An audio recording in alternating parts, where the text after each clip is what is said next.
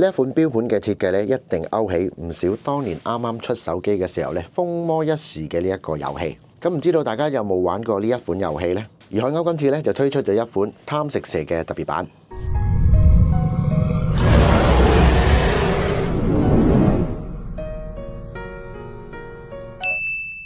Hello， 大家好，歡迎收睇我哋今集嘅國標 Channel。咁今年呢，就係呢一個蛇年啦。咁講到蛇年有關嘅呢一個物件呢，大家第一時間呢，就係諗起啲乜嘢先？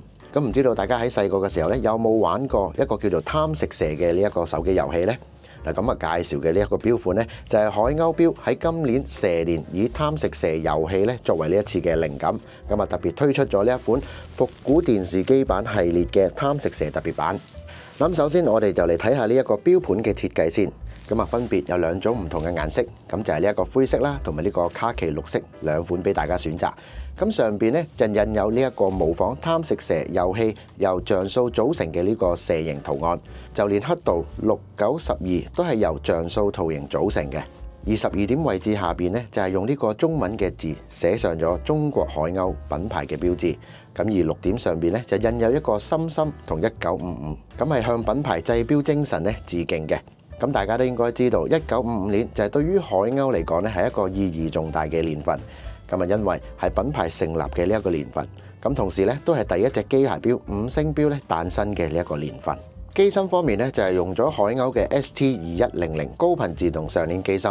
咁而呢個機芯最特別嘅地方呢，就係3點嘅位置就有呢個雙日曆嘅顯示窗。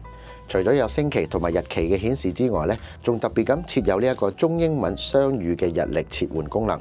咁就將雙日曆呢就顯示咗放咗喺呢一個標盤上邊啦。就好似貪食蛇入邊就有呢個障礙物一樣，完全呢就融入咗呢一個手錶裏邊。另外喺呢個時分針呢都加入咗呢一個夜光嘅顯示。嗱，今次嘅呢一個貪食蛇嘅特別版呢，係嚟自呢一個海鷗復古電視系列裏邊嘅一個款。咁而錶殼甚至乎個殼型呢，都同之前介紹嘅呢一個彩色復古電視機呢，即係手錶款呢係一樣嘅。咁而設計概念方面呢，就沿住60、70年代方形復古電視機。不過今次嘅就將呢一個貪食蛇嘅遊戲呢，就加入咗喺呢個錶盤裏邊，作為呢一次嘅設計。嗱，咁錶盤就好似一個小小嘅電話屏幕咁，就好似舊陣時仲未有呢一個智能電話嘅時候呢，就係用一個細細嘅電話屏幕咧玩遊戲。咁而嗰種感覺呢，係咪翻晒嚟呢？嗱，咁而錶殼嘅直徑呢，就係36mm，咁而屬於一個中性嘅尺寸，男女都適合戴。咁而錶底呢，就係用咗透視嘅錶底。另外喺呢個錶帶嘅設計方面呢，就模仿咗一啲舊式嘅彈簧錶帶，所以戴上手嘅時候呢，個造型呢就零舍有啲特別嘅復古感。嗱，咁如果大家對呢一個貪食蛇嘅錶面覺得太過花巧嘅話呢，我哋另外仲有一隻款呢，就係全銀色面嘅，咁大家可以睇睇啦。海鷗今次用咗呢一個貪食蛇作為主題嘅設計手錶呢，其實都係一種非常之有新鮮感。咁可以話係海鷗近年嚟呢，以一個大膽啦、有創新嘅一啲設計。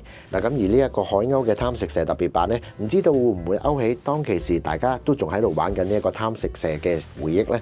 咁如果大家對以上我所講嘅呢一個海鷗復古電視系列裏邊嘅呢一個貪食蛇特別版感興趣嘅話呢，咁不妨可以即刻去翻我哋嘅佐敦裕華國貨嘅中華國錶啦，度詢問翻有關嘅詳情，或者係試戴下、試玩下嘅。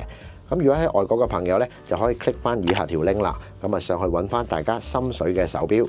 咁大家記得 subscribe、comment、like and share， 唔好忘記撳翻個鐘仔，當我哋 update 最新嘅資訊嘅時候呢，你又收到最新嘅消息啦。